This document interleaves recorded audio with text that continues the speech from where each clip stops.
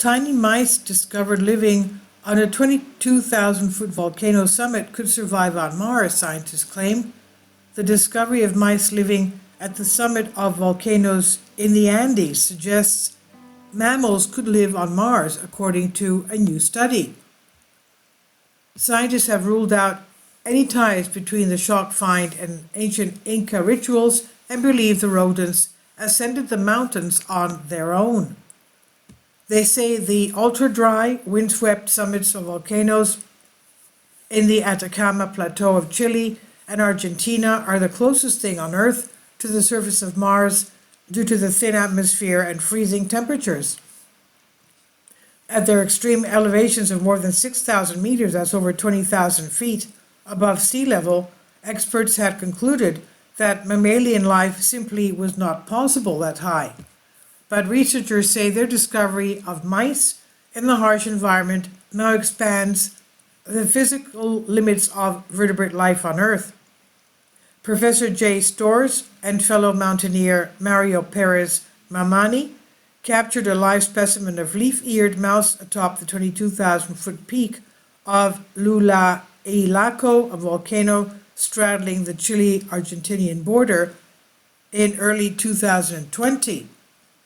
No mammal has ever been found living at such extreme altitude. Study senior author Professor Storrs says the most surprising thing about our discovery is that mammals could be living on the summits of volcanoes in such an inhospitable Mars-like environment.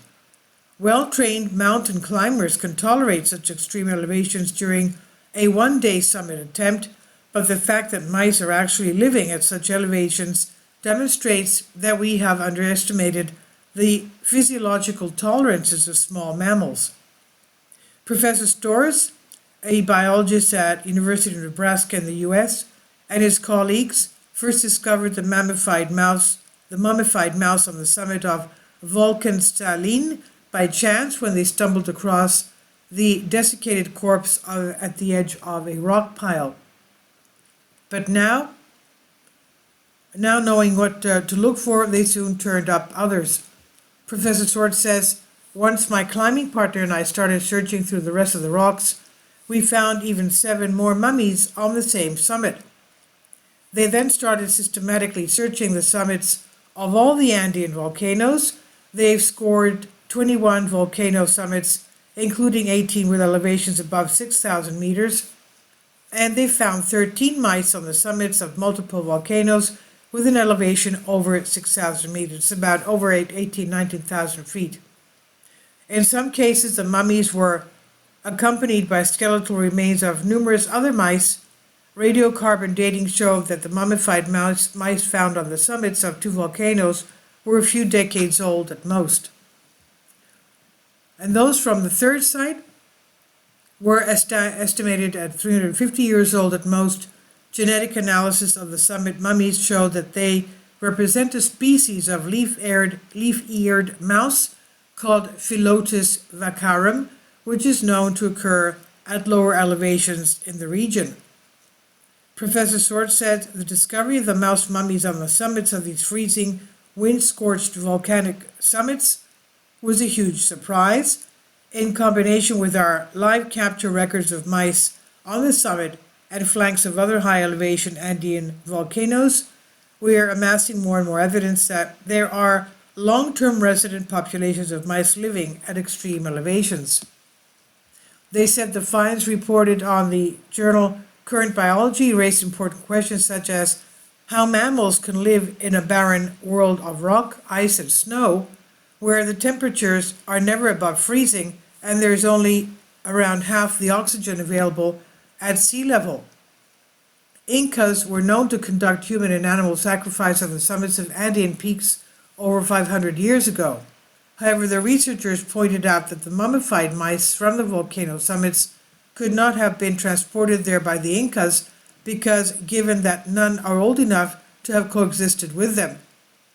Professor Storrs says it now seems more and more clear that the mice got there of their own accord. The research team wondered whether the genomes of the mummified mice might represent a distinct subpopulation of the leaf-eared rodent, one with a colonization history different from that of their lower dwelling peers. Professor Swartz says, our genomic data indicate no, that the mice from the summits and those from the flanks or the base of the volcanoes in the surrounding desert terrain are all one big happy family. He says the climate in the Atacama Mountains is so inhospitable that NASA went there to practice searching for life on Mars. Professor Swartz says, even at the base of the volcanoes, the mice are living in an extreme Martian environment. And then on the summits of the volcanoes, it's even more so, it feels like outer space. It just boggles the mind that any kind of animal, let alone a warm-blooded mammal, could be surviving and functioning in that environment. When you experience it all firsthand, it even further impresses upon you how in God's name is anything living up here. And he said even there, more fundamental is the question of what would drive the mice to such heights in the first place?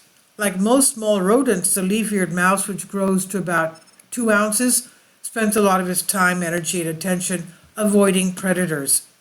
And even in the Atacama, those predators are numerous, including foxes, mountain lions, smaller cats, and birds of prey. Professor Swartz questions whether the many dangers on the Atacama summits, the near absence of water, the seeming lack of food, the threat of freezing to death, would be worth the promise of escaping predators. And he added, certainly if you're hunkering down on top of a 6,000-meter volcano, you're at least safe from that. You just have other things to worry about. But why they're ascending to these extreme elevations is still a mystery, he said. This is by Stephen Beach on Express UK. Please leave your comments, and thank you for your support. Patreon account. The daily posts are 5 videos daily, and they are totally different from what I have on my YouTube channel.